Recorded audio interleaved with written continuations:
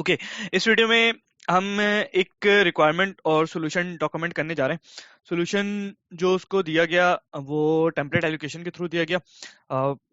May be आपके पास कोई जो एसएपी के लोग, सीओ के कंसल्टेंट्स इस वीडियो को देख रहे हैं, अगर वो समझते हैं कि इसके अलावा भी कोई इससे बेटर सॉल्यूशन या कोई और सॉल्यूशन पॉसिबल था, तो लाजमी अपने कमेंट्स में उस सॉल्यूशन को शो करें, या फिर मेरे नंबर पर वॉइस मैसेज भी कर सकते हैं। ठीक है, ओके, व्हाट्सएप पे वॉइस मैसेज भी कर सकते हैं। अच्छा, रिक्वायरमेंट कुछ इस तरह की थी कि भाई कॉस्ट सेंटर्स था, क्यूसी क्यूए और आर&डी का। ठीक है, तो इसकी कॉस्ट जो है वो मटेरियल पर चार्ज करवानी थी। ठीक, अब नॉर्मल तो हम ये कर सकते थे कि एक्टिविटी टाइप बना लेते, मगर at the start of the project में एक्टिविटी टाइप नहीं बन पाई, नहीं बनी, वट जो भी है। ठीक है, तो मिड ऑफ द प्रोजेक्ट में डिसाइड होता है कि भाई ये तो अपना क्लाइंट को कॉस्ट देखनी है इसकी, और अलग से देखनी है। ठीक है, अभी तक हम इसको क्या कर रहे थे कि इस कॉस्ट को तीन तरह के कॉस्ट सेंटर्स होते हैं, जैसे कि नॉर्मली जिसको पता है, नहीं पता जिसको, कि प्रोडक्शन के कॉस्ट सेंटर्स होते हैं जिसके ऊपर एक्टिविटीज वगैरह कंफर्म हो रही होती है। ठीक है, और इसके बाद सपोर्ट के कॉस्ट सेंटर्स होते हैं। सपोर्ट के कॉस्ट सेंटर में वेयर हाउस हो गया, क्यूसी क्यूए हम इसके ऊपर जब साइकिल्स बनाते हैं, ठीक है, तो इस साइकिल्स के थ्रू, डिस्ट्रीब्यूशन साइकिल या असेसमेंट साइकिल के थ्रू हम यहां से कॉस्ट उठा के यहाँ पे लेके चले जाते हैं। ठीक है, अच्छा, और तीसरे किस्म के कॉस्ट सेंटर्स जो होते हैं वो एडमिन एंड सेलिंग वगैरह के होते हैं, हेड ऑफिस और फाइनेंस, आईटी, ये वो, दिस और डेट। ठीक, अच्छा, अभी क्यूसी का कॉस्ट सेंटर यहाँ पे ओपन हुआ हुआ था। ठीक है, तो हमने क्या डिसाइड किया हुआ था कि यहाँ के जो भी कॉस्ट सेंटर्स होंगे वो किसी न किसी की बेसिस पर वो ऊपर शिफ्ट हो जाएंगे, मतलब प्रोडक्शन में चले आएंगे। ठीक है, जब प्रोडक्शन में चले आएगी कॉस्ट उनकी, तो फिर वो आर्स कंफर्म हुए हुए होंगे, तो उनकी बेसिस पर के आर्स के रेट रिवाइज हो जाएंगे। एक्टिविटी रिवैल्यूएशन, मतलब एक्टिविटी की रिवैल्यूएशन जो हो रही होती है। ठीक है, एक्टिविटी को नए रेट कैलकुलेट हो रहे हैं, एक्चुअलाइज हो रहे होते हैं। ठीक है, तो अब हमारे पास अभी फिलहाल चार एक्टिविटीज नॉर्मल जो थी वो बनी हुई थी। एफओएच हो गया, लेबर हो गया, ठीक है, और इसके बाद यूटिलिटी हो गया, और एक मशीन हो गया। ठीक है, तो ये चार एक्टिविटीज बनी हुई थी। तो अब हमने कहा कि भाई ये क्यूसी वगैरह की कॉस्ट जो है वो आप ओवरहेड में ले जाइएगा। ओवरहेड में लेके जाइएगा तो मशीन्स वगैरह के ऊपर जितने भी ओवरहेड के आवर्स कंफर्म हुए हुए होंगे, ठीक है, तो उनकी बेसिस पे हर हर कॉस्ट सेंटर के ऊपर वो कॉस्ट हम गिरा देंगे। Client is not satisfied for this solution. ठीक है, तो क्लाइंट ने कहा नहीं भाई, हमें तो अलग से देखनी है कॉस्ट, और एफओएच की बेसिस पे तो ये कॉस्ट जानी भी नहीं चाहिए। क्यों? क्योंकि हमारा क्यूसी जो है वो हर बैच की अलग क्यूसी होती है। ठीक है, तो बैच वाइज जो है वो हमारे batch on the basis of batch जाने चाहिए। ठीक है, या यूं दूसरे सेंस में कह लें कि on the basis of production order या प्रोसेस ऑर्डर जाना चाहिए। ठीक है, तो यहाँ पे एक थोड़ी सी मतलब इशू आ गया। तो पहले हमने सोचना ये शुरू करा कि इस सॉल्यूशन को हम इंटरनल ऑर्डर के थ्रू टैकल करना शुरू करें। ठीक है, तो एक सोच आई, मतलब फर्स्ट रिक्वायरमेंट पे जो फर्स्ट वो आई थी कि इस कॉस्ट सेंटर से कॉस्ट पहले उठ के जाए इंटरनल ऑर्डर के ऊपर। ठीक है, इंटरनल ऑर्डर के ऊपर उठ के जाए, इंटरनल ऑर्डर के ऊपर उठ के जाए। ठीक है, अच्छा, अब इनके खैर मैं कॉम्प्लिकेट नहीं करता, इंटरनल ऑर्डर के ऊपर उठ के जाए। ठीक है, ये एंट्री नॉर्मल वो एफबी, अच्छा, इसकी वजह क्या है? क्योंकि कॉस्ट सेंटर से डायरेक्ट, मेरी जानते हुए में कॉस्ट सेंटर से डायरेक्ट जो है वो मटेरियल पर ट्रांसफर नहीं हो पाते। ठीक है ना, या फिर ऑर्डर पे भी नहीं जाता। ऑर्डर पे अगर डिस्ट्रीब्यूशन साइकिल में जो ऑर्डर्स होती हैं, ऑर्डर के रिसीवर एंड पे जो ऑर्डर आ रहे होते हैं, उसमें वो इंटरनल ऑर्डर ले रहा होता है। ठीक है, इस चीज को आप देखें भी, और अगर कोई मैं गलत सिमत में जा रहा हूँ, गलत डायरेक्शन में जा रहा हूँ, तो यू कैन करेक्ट मी, आप मुझे करेक्ट भी कर सकते हैं। ठीक है, मैंने अपनी जितनी आर&डी करी तो उसमें मुझे पता चला कि वो कॉस्ट जो डिस्ट्रीब्यूशन साइकिल में जो ऑर्डर लिखा हुआ आ रहा होता है रिसीवर साइड में, वो इंटरनल ऑर्डर ले रहा होता है वहां पे। क्योंकि मैं आने वहां पे प्रोसेस ऑर्डर वगैरह दे के देखा तो वो मुझे एरर दे रहा था कि नॉट अ वैलिड रिसीवर। ठीक है, अच्छा, अब उसके बाद सीन क्या हुआ कि मैंने कहा कि ये यहाँ तो अब पॉसिबिलिटी क्या है कि कॉस्ट सेंटर से सबसे पहले निकालनी पड़ेगी कॉस्ट थ्रू इंटरनल ऑर्डर। तो ये नॉर्मल, या तो मैं डिस्ट्रीब्यूशन साइकिल के थ्रू भी कर सकता हूँ, या फिर मैं कोई जेवी के थ्रू भी दे सकता हूँ। ठीक है, मैंने इंटरनल ऑर्डर के ऊपर ले गया कॉस्ट। अब इंटरनल ऑर्डर पे दूसरा मसला क्या है कि मैं इंटरनल ऑर्डर को सेटल करवाने जा रहा हूँ डायरेक्ट मटेरियल पर। ठीक है, इंटरनल ऑर्डर को सेटल करवाने जा रहा हूं डायरेक्ट अच्छा, इंटरनल ऑर्डर, अब मुझे cost at the end material पे लेके जानी है, ठीक है ना। तो मटेरियल पर, तो इंटरनल ऑर्डर मटेरियल पर सेटल नहीं हो सकता। सही है, इसकी पूरी कॉन्फ़िगरेशन करी, सब कुछ करा, तो उसके बाद जो है ना वो डिस्ट्रीब्यूशन सेटलमेंट रूल वगैरह भी सेट कर दिया और वहां पे मटेरियल को ट्रिगर करवा दिया। ठीक है, इंटरनल ऑर्डर की सेटलमेंट पे मटेरियल शो भी हो रहा, मटेरियल लेके, मटेरियल मतलब वो मटेरियल का टैग लेके मैं कोई भी मटेरियल इनपुट करता हूँ, इंटर मारता हूँ, तो वो कह देता है भाई मटेरियल के ऊपर इंटरनल ऑर्डर सेटल नहीं हो सकता। ठीक है, तो वहां पे मुझे एक एरर दे रहा था, उस एरर को जाके रीड किया तो वो पता चला कि भाई ऑर्डर की दिस टाइप, यानी कि ऑर्डर की मटेरियल वाली टाइप जो है, वो ऑर्डर की इंटरनल ऑर्डर वाली टाइप जो है वो मटेरियल के ऊपर सेटल नहीं हो सकती। ऑर्डर की भी टाइप्स होती हैं, ऑर्डर की प्रोडक्शन ऑर्डर, प्रोसेस ऑर्डर वगैरह मटेरियल पे सेटल हो सकता है। ये मेरी फाइंडिंग्स हैं अभी तक की। ठीक है, तो देन फिर एक रिक्वायरमेंट आती गई कि यार जब मटेरियल पर ही नहीं जा रहा तो चलो कोशिश करते हैं कि इसको प्रोसेस ऑर्डर के ऊपर लेके चले हैं। ठीक है, प्रोसेस ऑर्डर के ऊपर लेके चले जाएंगे, प्रोसेस ऑर्डर के ऊपर लेके जाएंगे तो वहां से वो मटेरियल के ऊपर चले जाएगा। ठीक है, मगर अब इसमें मसला यह है कि प्रोसेस ऑर्डर, भाई प्रोसेस ऑर्डर तो हर दफा चेंज होता जाएगा। ठीक है, और इंटरनल ऑर्डर की सेटलमेंट पे आपको रिसीवर जो है वो बार बार चेंज करना पड़ेगा। ठीक है, बार बार हर महीने जाके चेंज करना पड़ेगा, या किसी में अगर एक ऑर्डर के ऊपर लेके चले जाऊं, एक ऑर्डर के ऊपर लेके जाऊं तो क्या सीन होगा, एक ऑर्डर के ऊपर जाएगी तो ये सीन होगा कि भाई उस बैच की कॉस्टिंग हिला देगा वो। ठीक है, तो ये सीन हो गया। ठीक है, तो ये वाला सोल्यूशन फिलहाल खत्म हो गया। अच्छा, दूसरा भी सोल्यूशन आया कि यार कॉस्ट सेंटर से हम लेके चले जाएं क्या नाम है, इंटरनल ऑर्डर पर। ठीक है, इंटरनल ऑर्डर को फिर प्रोसेस, सॉरी मटेरियल और प्रोसेस ऑर्डर दो अलग अलग वो आए थे। ठीक है, कि डायरेक्ट मटेरियल पे लेके चले जाएंगे, प्रोसेस इंटरनल ऑर्डर को डायरेक्ट मटेरियल पे लेके जाएंगे। ठीक है, मटेरियल पे लेके जाएंगे, ये नहीं हो पाया तो हमने कहा यार सोल्यूशन टू क्या देते हैं कि भाई इसके ऊपर ट्राई कर लेते हैं कि प्रोसेस ऑर्डर पे जाएगा, पहले प्रोसेस ऑर्डर पे जाएगा, प्रोसेस ऑर्डर के बाद ये जो है वो किस पे जाएगा, प्रोसेस ऑर्डर के बाद मटेरियल पे चले जाएगा।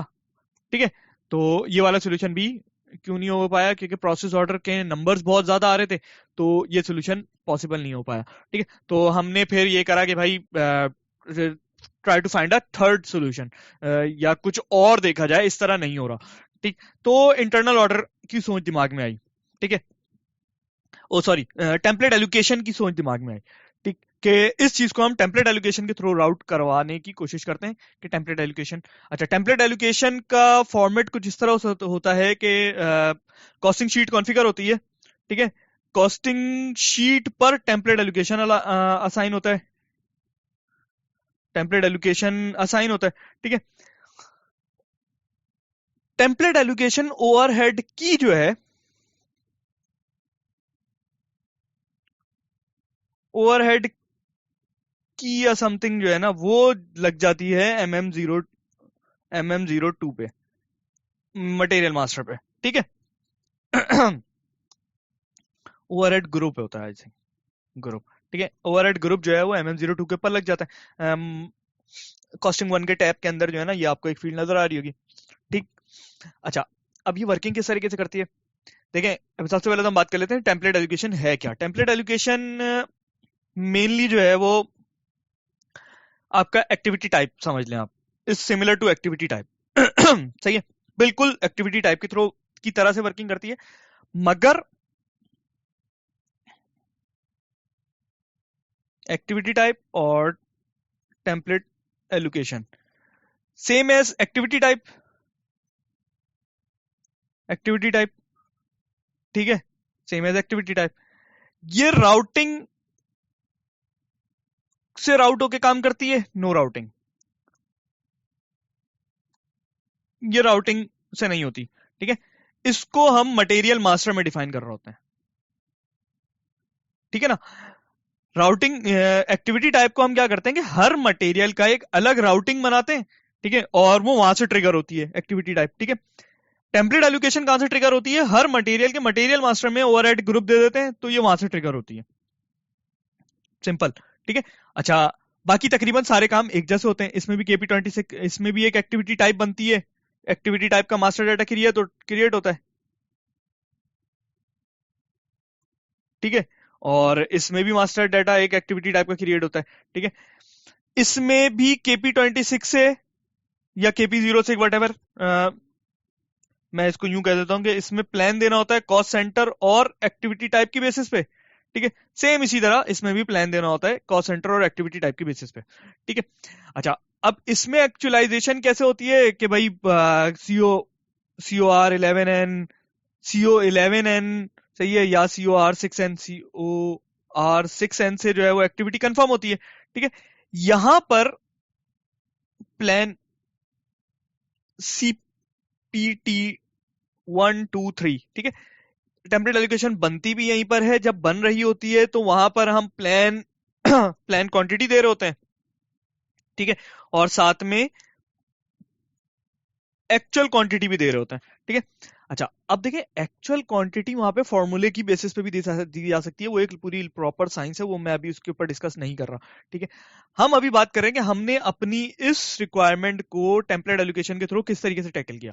ओके, तो हम मेरी पूरी की पूरी कॉस्ट जो है ना वो यहां पर गिर रही थी, लेट्स सपोज 10 लाख रुपए, 1 लाख रुपए, 1 लाख रुपए की कॉस्ट गिर गई, तो फिर अब इस कॉस्ट को मटेरियल पे लेके जाना है, ठीक है।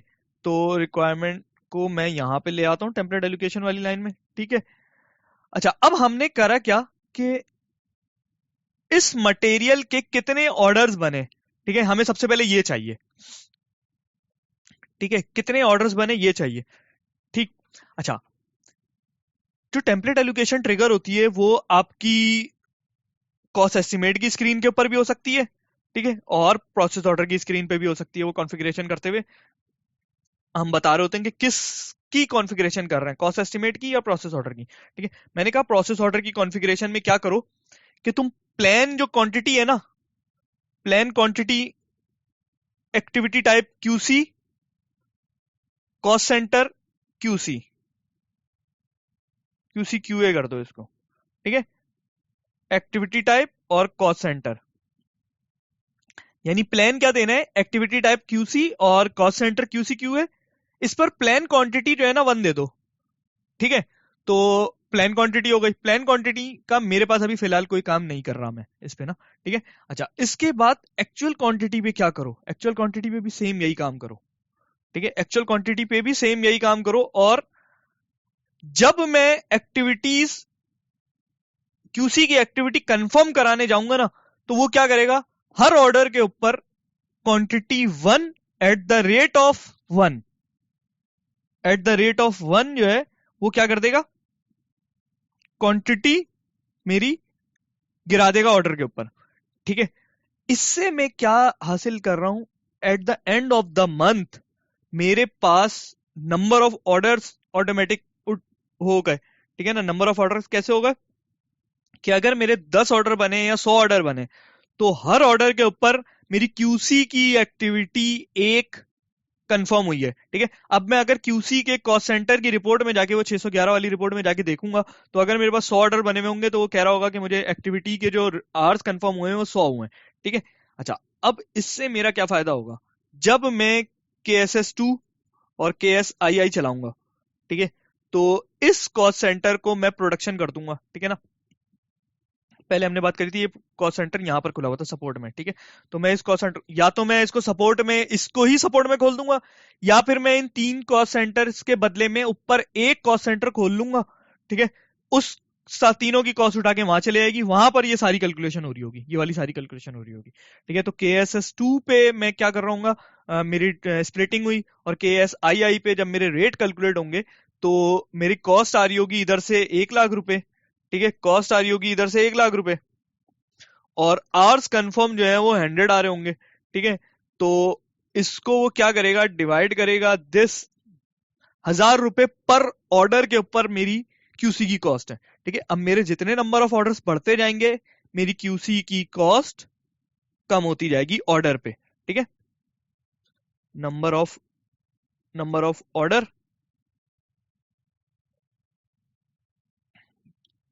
QC कॉस्ट, ठीक है। तो ये मेरा कॉस्ट है। अब जितने मेरे नंबर ऑफ ऑर्डर्स बढ़ेंगे, मेरी QC की कॉस्ट कम होती जाएगी।